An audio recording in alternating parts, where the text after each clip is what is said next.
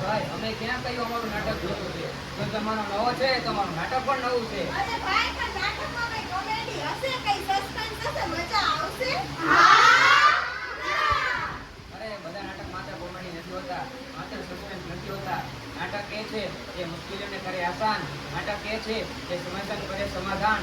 મારું નાટક પણ રાજી છું છે. જો ભાઈ મારી લાઈનમાં કેટલા બધા મારે કોઈ ભાષણ નથી ભણવું. અરે ભાઈ અમારા નાટકમાં લાઈફના પ્રોબ્લેમ ઉકેલવાની જ વાત થઈ છે. એ વિચારું છું હવે નાટક જોઈ જ લઉં. જુઓ સમસ્યાઓ નહીં, સમાધાનનું નાટક. આપણે તો સ્વામી વિવેકાનંદજી વિશે જાણીએ છીએ. સ્કૂલમાં, કોલેજમાં અને જાહેર સ્થળો પર આપણે તેમના મોટા મોટા ફોટોગ્રાફ્સ અને પ્રતિમાઓ જોઈએ છીએ.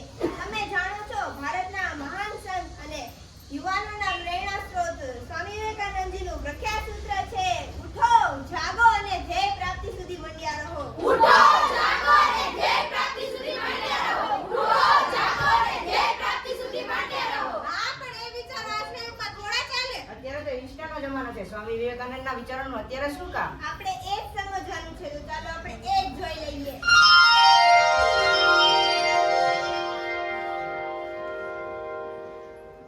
હું તો ડિપ્રેશનમાં આવી ગઈ છું. હું તો સાવ ભણીને કંટાળી જ ગઈ છું.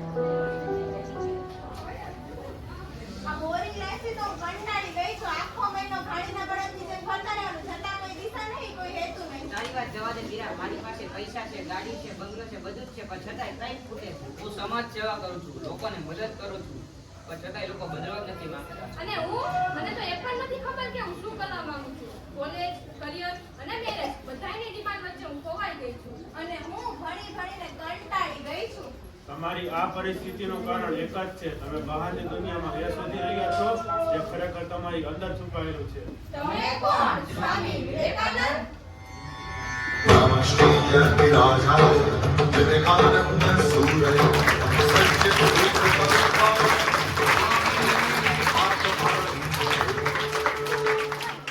હું તમારી અંદર છુપાયેલી શક્તિનો અવાજ છું. તમારી અંદરનો અંતરાત્મા છું. જુઓ, અમે જેનજી છીએ. અમને આવી બધી વાતોમાં ઇન્ટરેસ્ટ નથી. હા, એટલે તો તમે ભટકી રહ્યા છો. સત્ય છે તમે સમજવા તૈયાર નથી. પણ સ્વામીજી મને તો કઈ યાદ જ નથી રહેતું. આખો સિલેબસ ગોખીમાં પણ પરીક્ષામાં બધું ભૂલાઈ જાય છે અને પછી ઓછા માર્ક્સ. સ્વામીજી હું ટ્યુશનમાં પણ જાઉં છું પણ કોઈ ફરક પડતો નથી. તેનું કારણ એક જ છે. તમે શીખવાને બદલે બધું ગોખી રહ્યા છો. શિક્ષણ માત્ર ગોખવાનું જ્ઞાન નથી હોતું. શિક્ષણ એટલે માણસમાં રહેલી પૂર્ણતાનું પ્રગટીકરણ.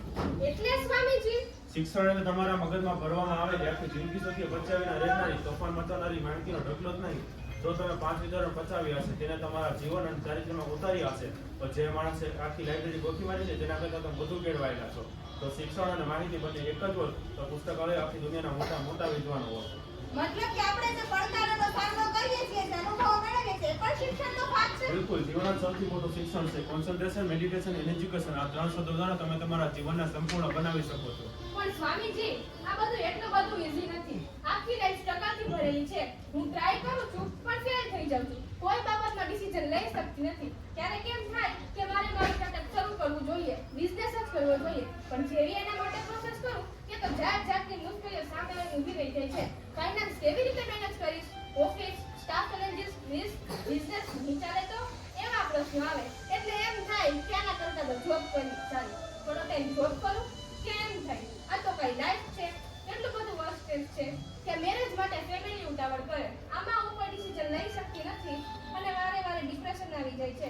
તમે જ કંઈક સોલ્યુશન આપો ને. તમે કોઈ પણ એક જ વિચારને પકડો, તેના જ રીતે વિચાર કરો, તેના જ પોતાનું સર્વસ્વ બનાવો.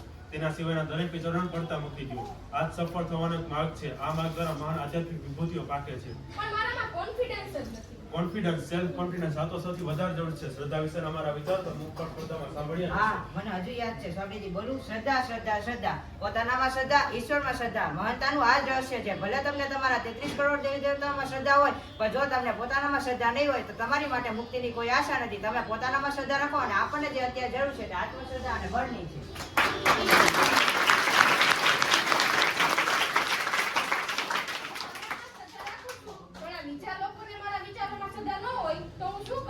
દરેક કાર્યને આ તબક્કાથી પસાર થવું પડે છે. ઉપહાસ, વિરોધ અને પછી સ્વીકાર. દરેક સારી વાતને પહેલા મજાક ઉડાડવામાં આવે છે, પછી તેનો વિરોધ થાય છે, ત્યારબાદ તેનો સ્વીકાર કરવામાં આવે છે.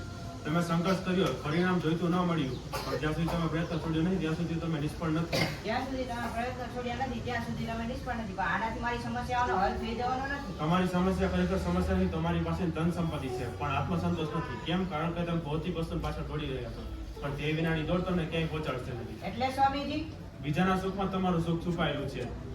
તમારી આસપાસના લોકો જો દુઃખી હોય તો પહેલા તમે તેને સુખી કરો, સુખની પ્રાપ્તિ આપોઆપ થશે.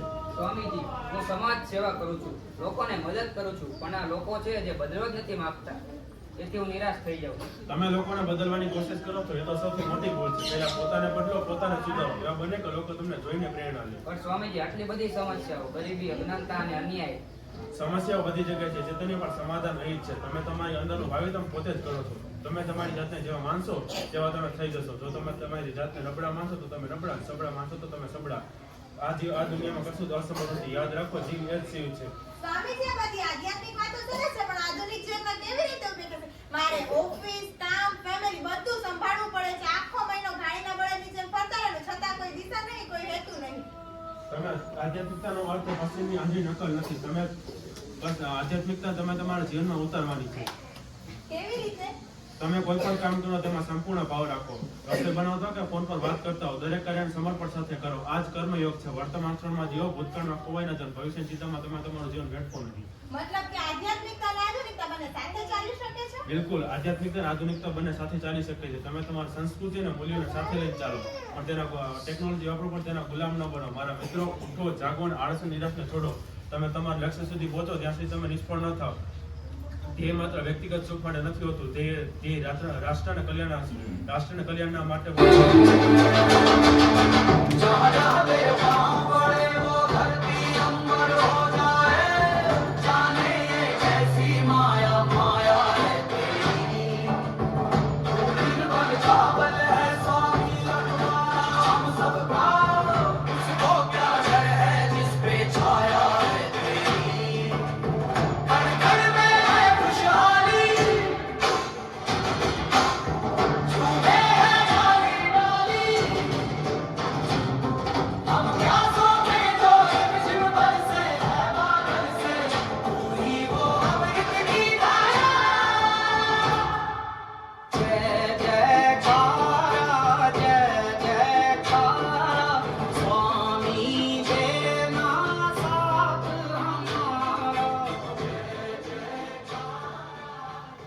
મિત્રો, સ્વામી વિવેકાનંદે કહ્યું હતું કે જો તમે કોઈ એક વિચારને વળગી રહો તો એ વિચાર તમારું જીવન બની જશે.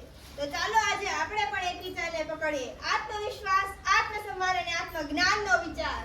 હવે મને સમજાયું કે હું કેમ ભટકી રહી હતી. મારે મારી અંદરની શક્તિ શોધવાની જરૂર છે. મારી પાસે બધું હોવા છતાં હું ખાલી હતો. હવે મને સમજાયું કે સંપત્તિ સાથે સેવા ભાવ પણ જરૂરી છે. હવે હું સમજ્યો કે લોકોને બદલવા બદલે હું ખુદને બદલીશ અને એક ઉદાહરણ બનીશ. મને મારો રસ્તો મળી ગયો. શિક્ષણ એટલે માત્ર ગોખણનું જ્ઞાન જ નહીં, જીવનની દરેક ક્ષણ શિક્ષણ જ છે.